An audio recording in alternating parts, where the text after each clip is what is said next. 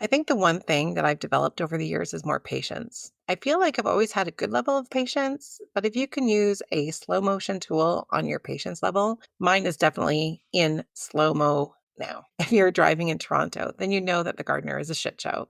Recently, I had a week-long shoot in the East End and I live in the West End. Now, we obviously have no control over those around us and things that spontaneously happen. And that's why, especially when driving, we obviously need to be hyper aware. The amount of distracted drivers out there is insane. I have been on highways where the speed limit is 100 kilometers an hour, and I may or may not be going a little bit faster than that, winky face. And the amount of dangerous drivers out there, like, oh my God, we need to drive defensively. When I drive, I'm not only looking at the cars that are directly around me, but I'm always watching cars a couple lanes up. Because sometimes the car directly in front of you, they're not hitting their brakes as you see a car ahead slowing down or hitting their brakes. You really cannot rely on that person in front of you. Anyway, so let's talk about people merging. It's funny because I heard David Spade say that if he grants you the permission to merge in front of him, he expects a wave of thanks. And I thought, this is so me. The amount of inner voice conversations I've had when I'm driving, like I'm a firm believer of letting people in because then you're part of the traffic problem if you don't drive respectfully. We can reduce accidents and congestion. If somebody lets you in, just give a wave. That's all we want. Just a little bit of acknowledgement that you appreciate what we did for you. And let's talk about when there's a lot of space and you're merging into the other lane. One of my drives home from this job that I had in the East End, I had learned that when I get onto the Gardner, I immediately merge to the far left lane. And for anybody listening that lives or will be driving in Toronto, this is my gift to you because unless there's an accident in that lane, if you need to bypass the downtown core, don't drive in the other lanes because people are merging to get on and off and people gatekeep those fucking lanes. So there's all this massive congestion, confusion, and aggression for people trying to merge in and out. Seriously, why won't drivers let them in? Being a dick may get you home 2 seconds earlier if you don't let them in. Anyway, I was merging from the middle lane to the left lane and I had my signal on and was in stop and go traffic, like literally the Gardner, where sometimes you're going 0 kilometers an hour.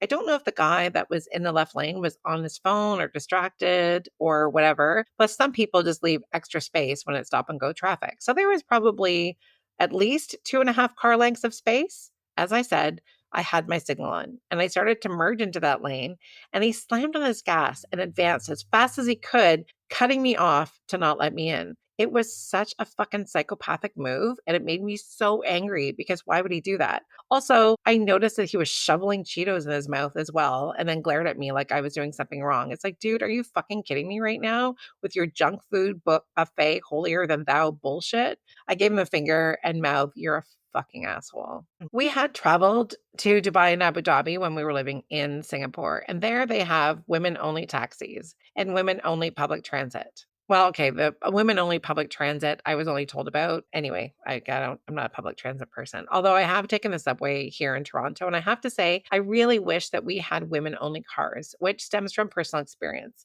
Flashback.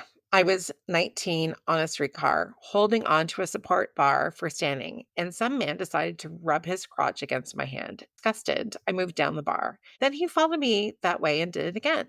I was trying to justify in my head, like, it's busy, it's rush hour, it's crowded. This must not be happening.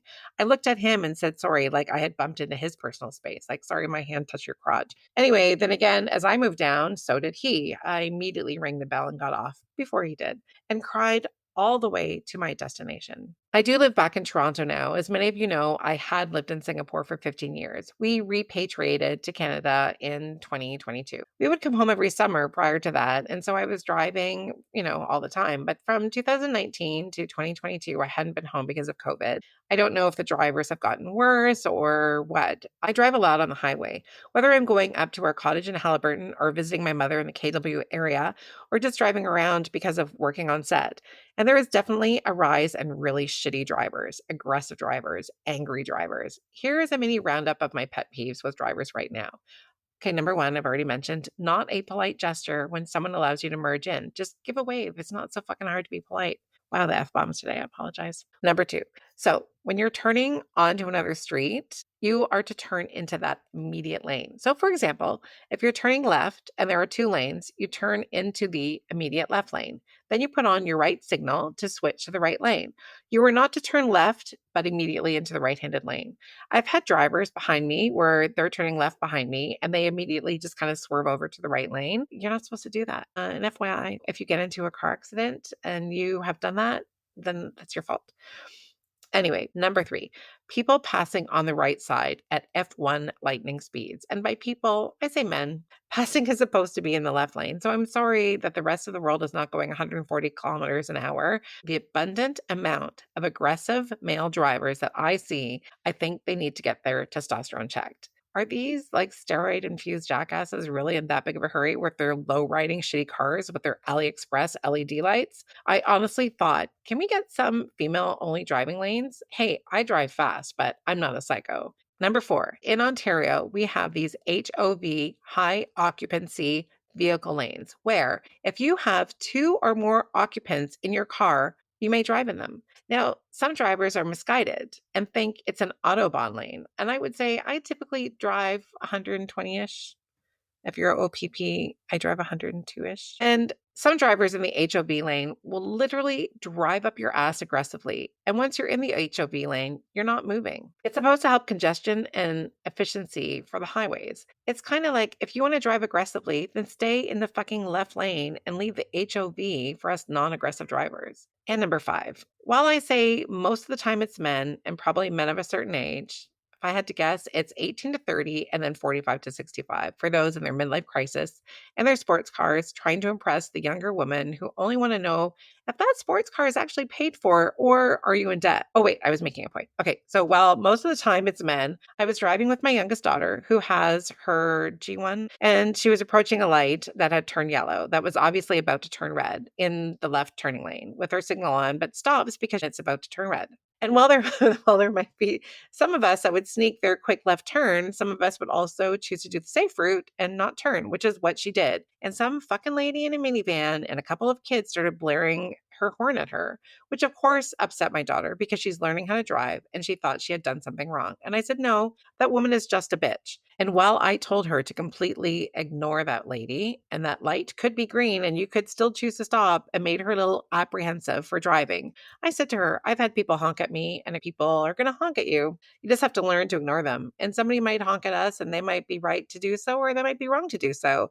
I almost never use my horn as I find horns so aggressive. I'm not religious, but in the words of Carter Faith, I bet even Jesus thinks that you're a bitch.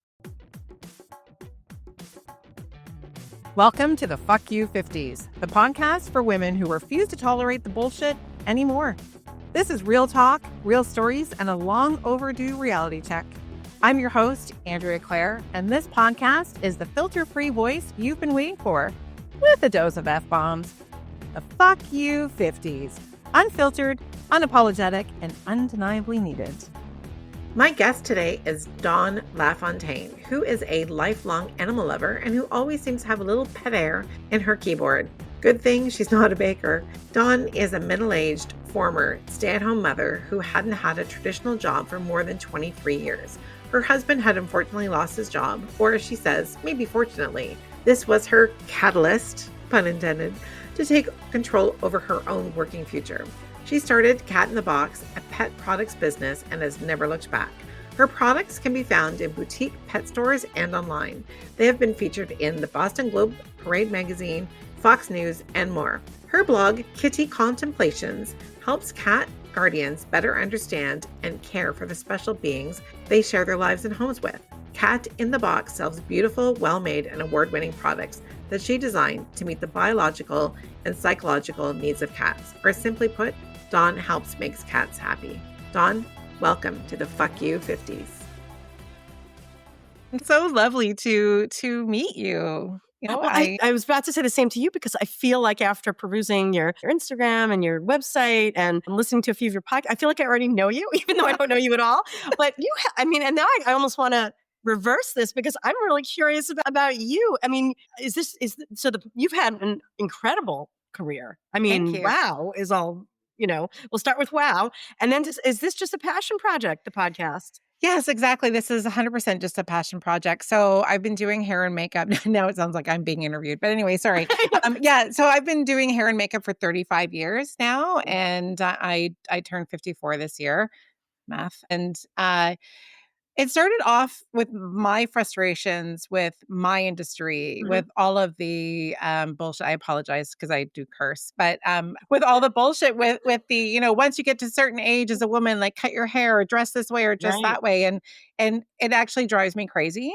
And also I would see like other makeup artists that are a lot younger than I am that would post online, help, I have like an older woman, she's 42. I don't know how to do makeup for a 42-year-old.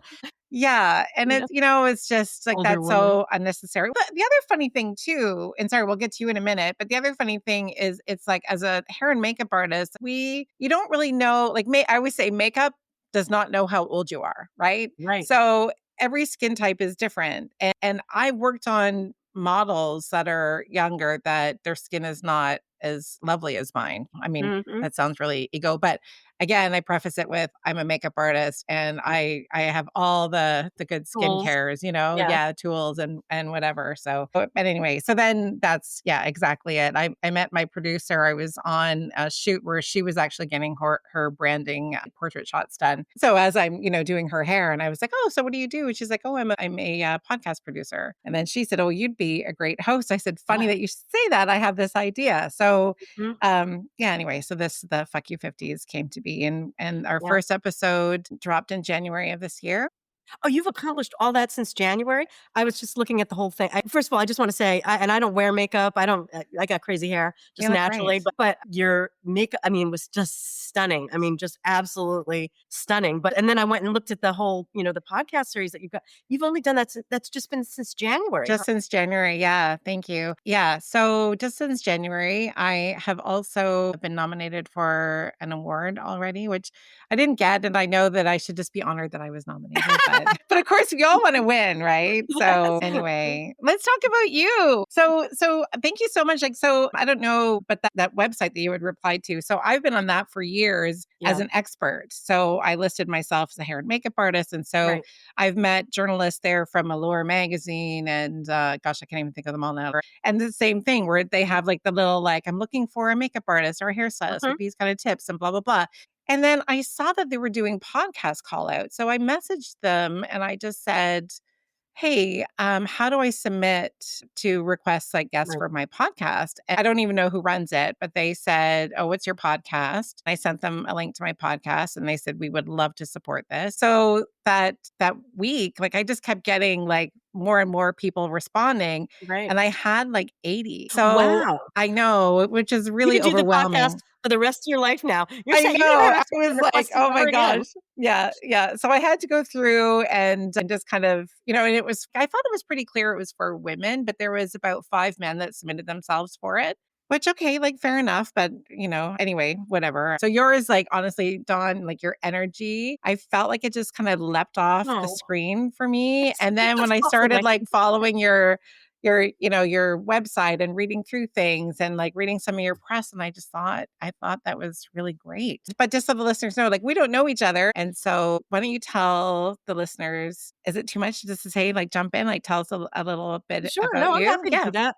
yeah. So I'm Dawn LaFontaine. I'm a middle-aged former stay-at-home mom. I started my business, Cat in the Box, which makes in which I design and sell products of my own design for cats. And I started this when I was at a crossroads in my life, and it's been a wild ride ever since, and I have loved every minute of it. And how long have you been doing that for now? I think it's been since 2018.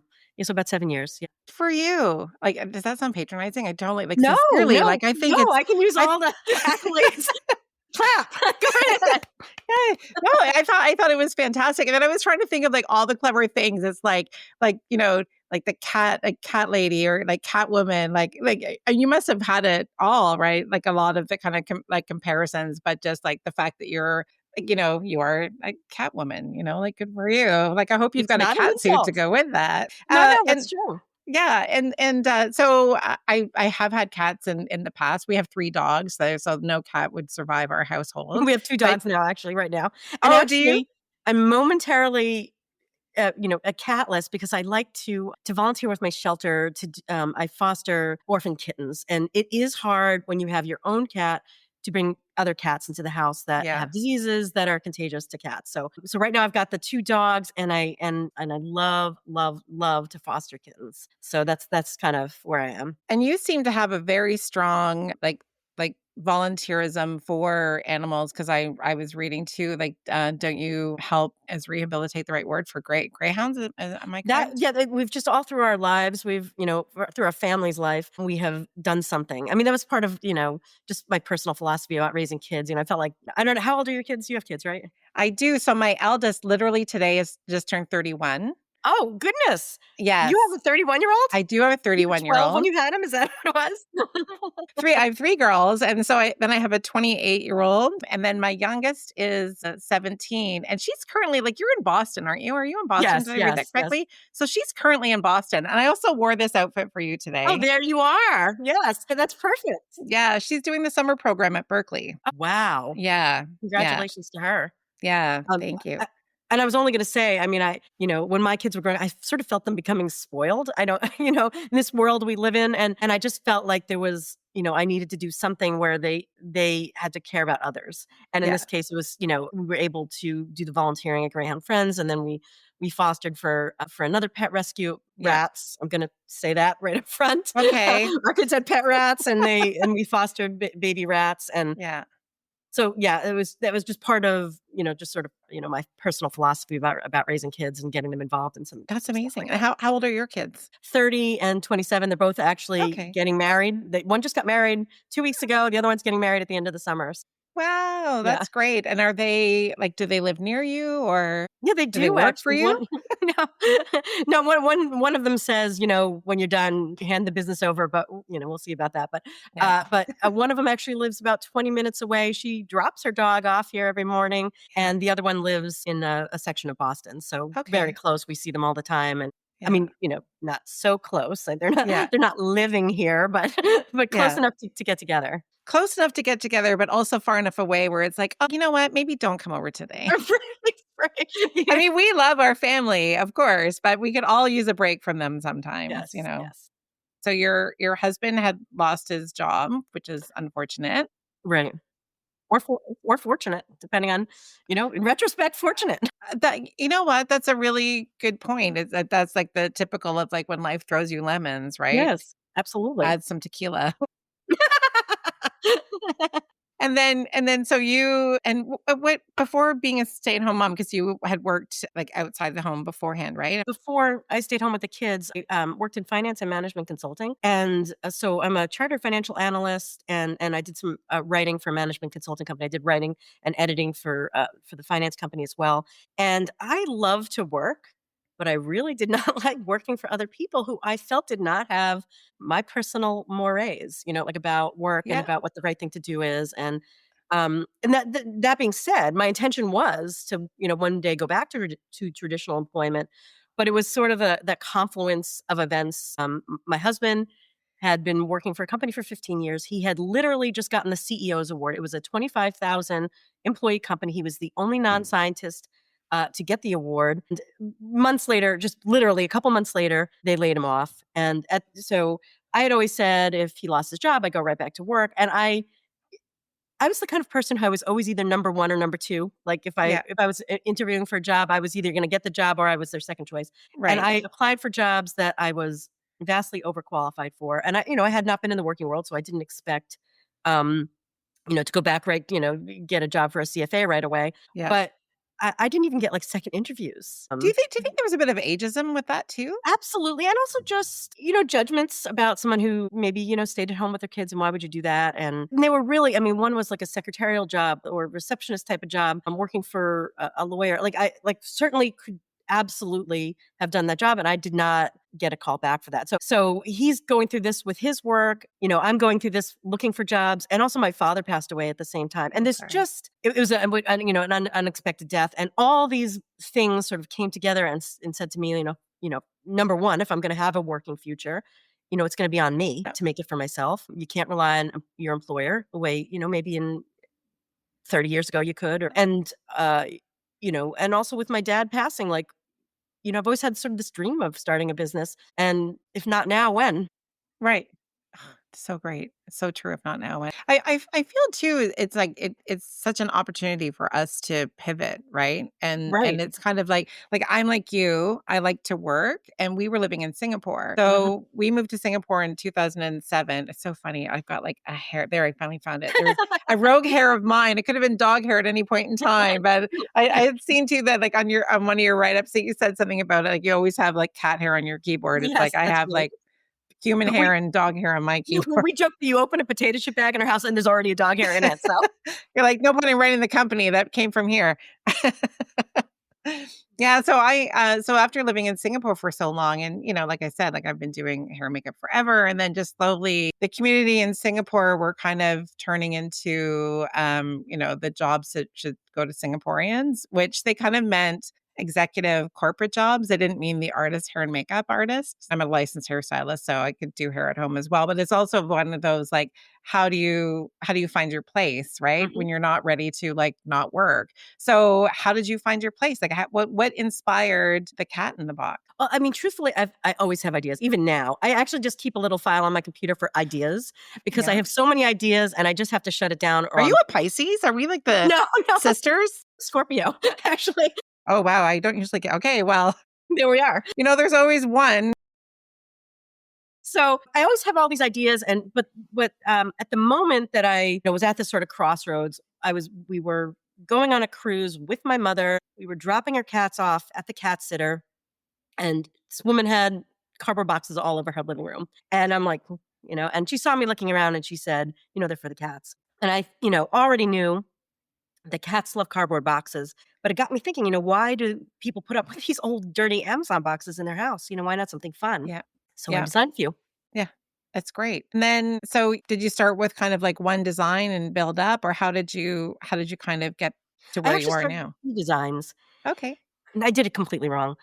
I created some designs that really worked for the time. So they were large, they came assembled. There was really inexpensive shipping at the time, but that changed. And it soon became really just too expensive to ship them. Yeah. And so I had to pivot and I created some products that were really compact, super expensive in this industry to do it. Like you have to buy custom cutting dies and printing plates. They're thousands of dollars each. So like a mistake is a really expensive mistake. Yeah. So it took me about a year to design my next product that was really compact, but it still was not perfect. And I had to really listen to the feedback from my customers and I had to do it all over again. You're like, "Back to the drawing board. Here we go." Right. So I have a really great product now. Actually a seasonal product, so it doesn't sell year round. It's a Christmas product for cats. And but even so, I realized that that wasn't going to work for my business either. They're very large, they're expensive to ship, they're expensive to store, and they take up a lot of room. And they take up a lot of room on store shelves too. And some of my I would say the fastest growing portion of my business is wholesale business. And my customers did not want to put these larger items. And now even though they're more compact, pet stores are small and they Yeah. just take up too much room on the shelves. So I had to go back to the drawing board again. And I came up with these products that I have made for me in Nepal now that are selling like gangbusters. So, and it's just really got me excited about all the different opportunities that are Yeah. out there. Now, having dogs, you probably know that you could buy a $60 stuffed animal for your dog. But if you walk into a pet store and try and buy something for a cat, you're going to find a lot of like $3 crinkle balls and foam balls Yeah. and, low quality mice. But people are starting to feel about their cats the way we feel about our dogs. And Yeah. they want to buy things that allow them to have an interesting life Yeah. and especially indoor cats. And so that's really my goal is to make toys for people so that they can bond with their pets and Yeah. also so that their pets can have fulfilled, interesting lives. Yeah. Yeah, yeah, yeah. That's great. Gosh, I just honestly find it so fascinating. And so how many, because you have like little toys and stuff too that you sell on your website, right? Or do, do you Yes. have do you have shipping internationally, or is it just in the US? Well, so I do and I don't. There are some places that I will ship to from my own website, but not for the most part, not the European Union anymore. It's really the VAT laws are too complicated for Yeah. individuals like me to keep up with. However, I do keep an Etsy shop open for that purpose, and I can ship all over them. Everywhere that Etsy ships, Right. I Yeah. can ship And then there. if people really want them, then they just have to, pay Right. the cost And of I do direct them to just to the Etsy store, and that's the main reason that I keep that open. yeah. That's great. My middle daughter, her and her, girlfriend, they have a cat, Ryan, who's, like, the cutest cat, and we have a cottage, so sometimes they'll come to the cottage, but the cat stays at home, and then they have, like, a little camera set up, and then Yes. they have an automatic feeder, and Mhm. so their cat is their world, so I understand it. I do.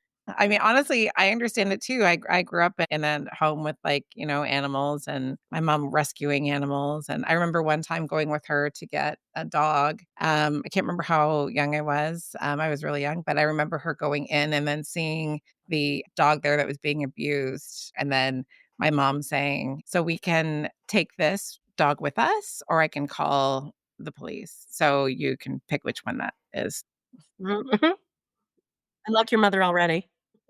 I do. Yeah, she's a funny one. Love you, mom. She shout out to moms everywhere, except for the bad ones. Anyway, she's got a horse farm, and she has currently 4 Irish wolfhounds. Really?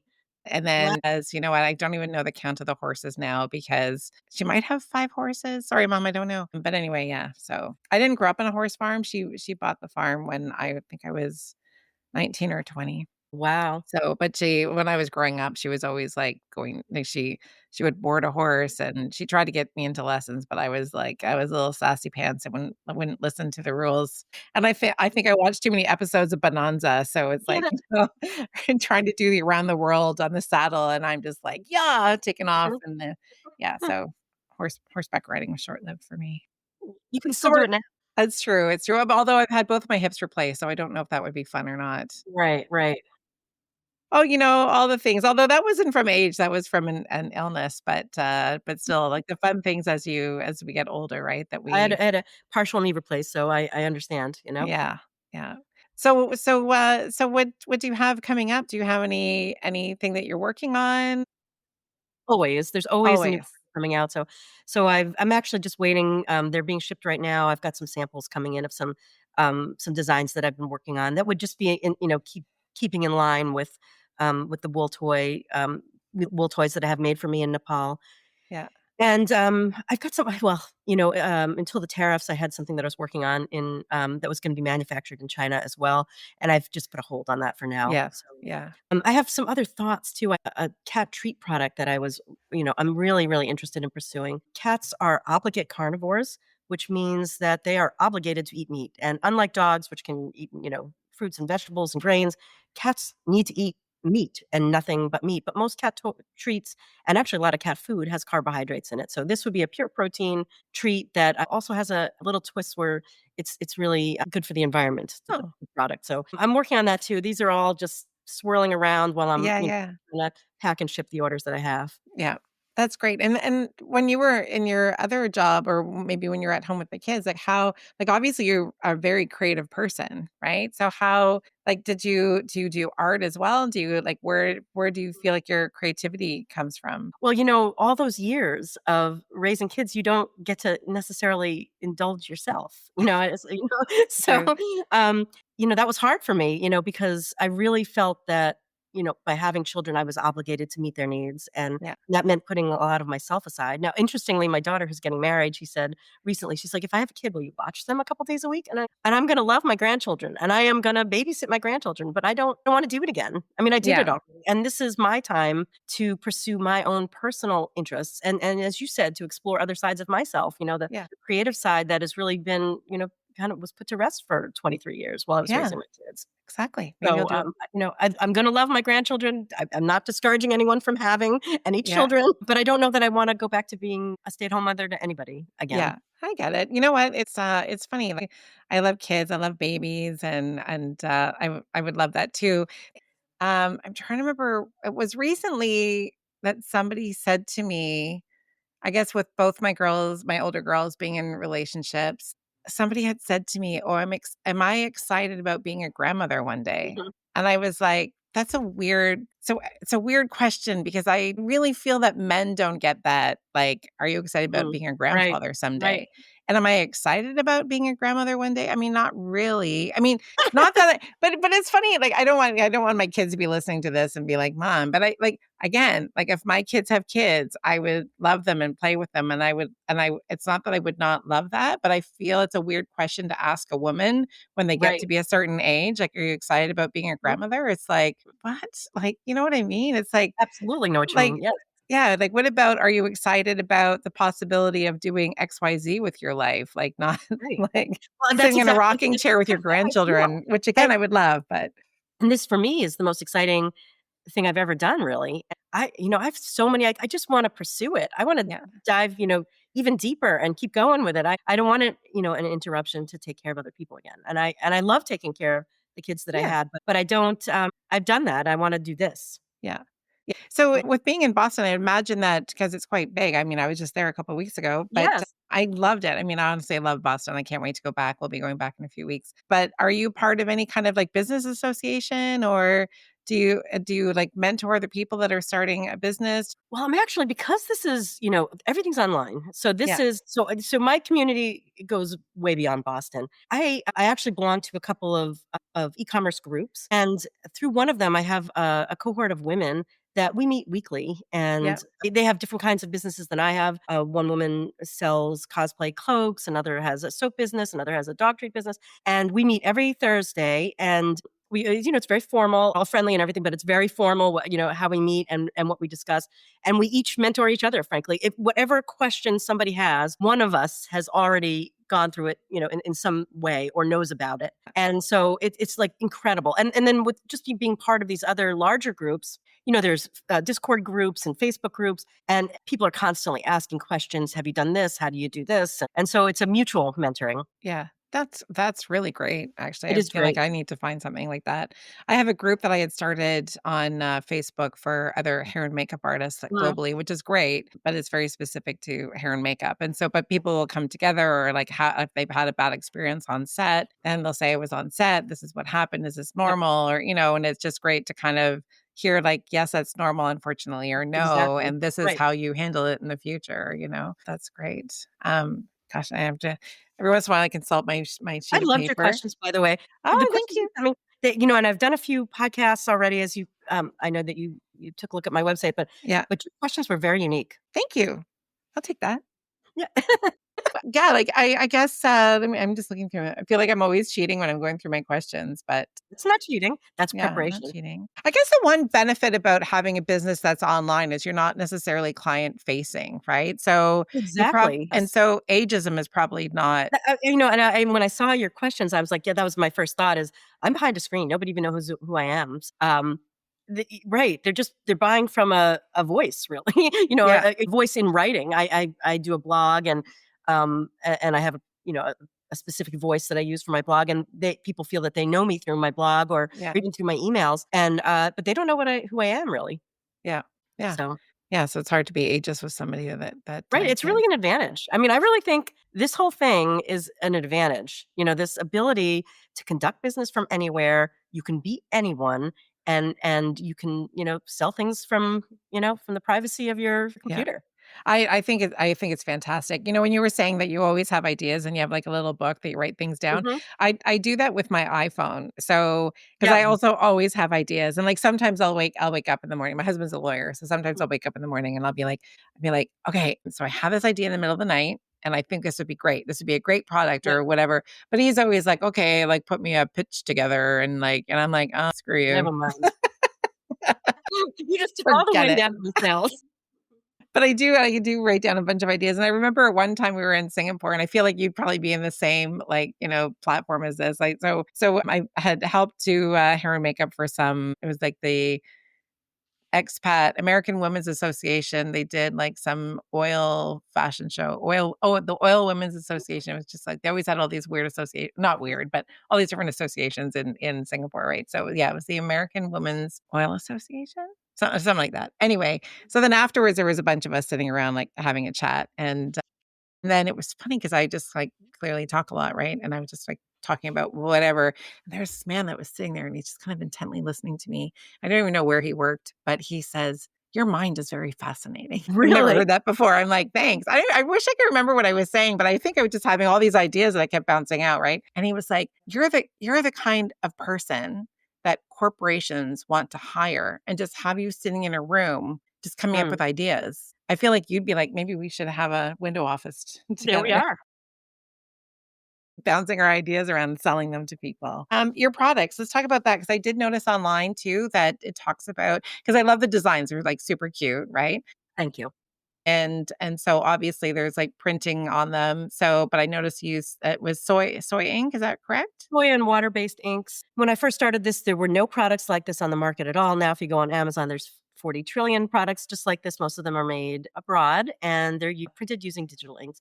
Now, my experience is that although I personally care about this and I'm always going to do the right thing in my business because it's my business and I can do it Mm, the way I want, that people don't care what their cats lick and chew, and digital inks are not necessarily safe for cats. So I use water and soy-based inks that are FDA approved for, in some cases, direct contact with food even. yeah. So that's my preference for how I print my boxes, but that of course makes them more expensive. I have the boxes made here in the United States. And so, they're not I can't compete with cheaper products on Amazon. So I'm not for everybody. My products aren't for everybody. Yeah, I think there's a couple things in there. One, I think that's fantastic. Mhm. People should be aware of what's out there and what's safe for your Mhm. pet. I mean, I do believe that our pets are like part of our family, I and feel so that way as well. we wanna treat them properly. And then just your comment about, like, I'm not for everybody, like, my products are Right. not for everybody, and I say that sometimes too, like, Mhm. even just with how I am, because 'cause I'm a chatterbox and, like, Mhm. whatever, my sense of humor is not for everybody, and I'm sure my podcast is not for everybody, but we can't walk around through life just trying No. to appease everyone. We have to make ourselves happy, right? Exactly, and Ultimately. I have to do what I feel is the right thing to do, especially as someone who's, been an animal lover my entire life. I can't in good conscience put out a product that I don't know if it's safe Right. for, other people's beloved pets. Yeah. Do you now, obviously, with having a lifetime that you've spent, like, volunteering and working with pets and having your own pets, there's a lot of knowledge you've kind of come up with probably on your own anyway. But do you, like, with some of your products, do you ever consult with like a animal behaviorist or do you talk with vets or is this just Well, actually, I do quite a lot of research. I'm not sure if you saw on my website that I have a blog, and the blog started out as a way of educating people about cats. Cats are very misunderstood creatures, and we attribute all kinds of motivations to cats they just really don't have. yeah. And a lot of their behaviors are just puzzling to us. We're highly social animals ourselves as humans, Mhm. and dogs are highly social animals. Cats are social animals too, but very different from us and very different from dogs. And so consequently, we don't always understand our pets. Yeah. And so I started writing this blog as sort of a service to my customers and also to cats, frankly, so that people could understand the creatures that are living in their house better Yeah. and consequently, treat them better. Yeah.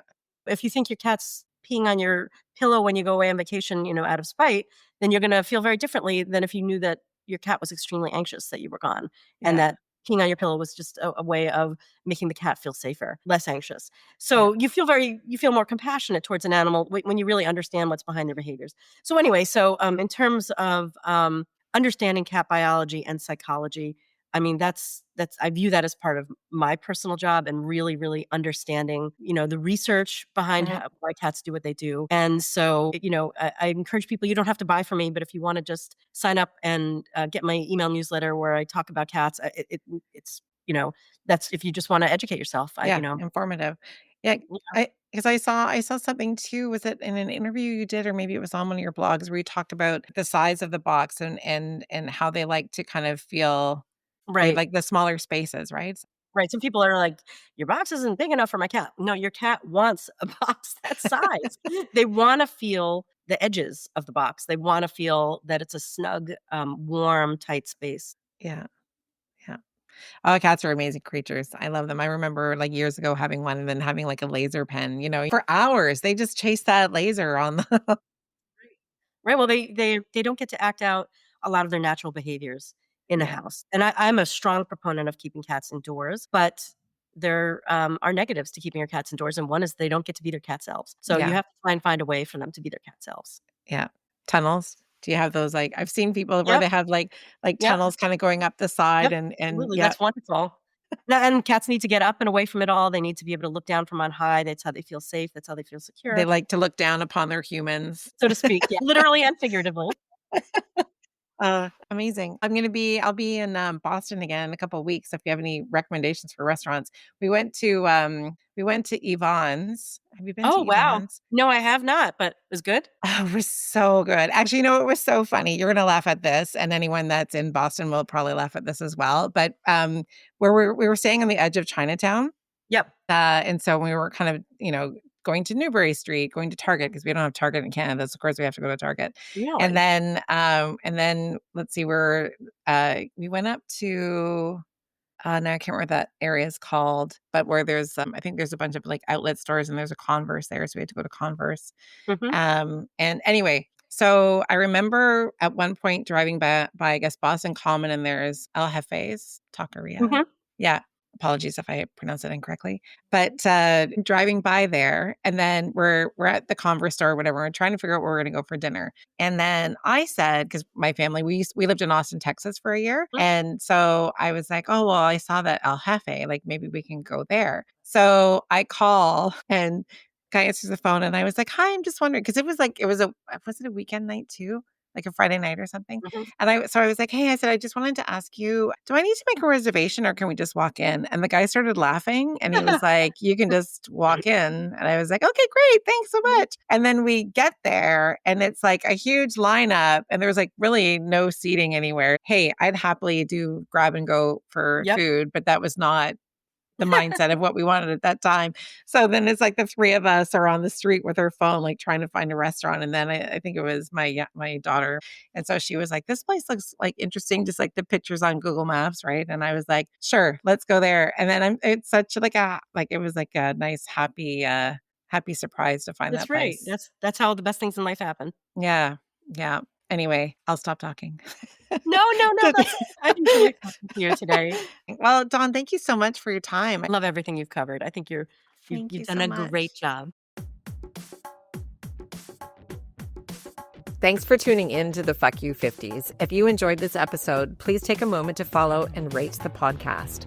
And we'd love to connect with you on Instagram, so be sure to follow us at the Fuck You 50s.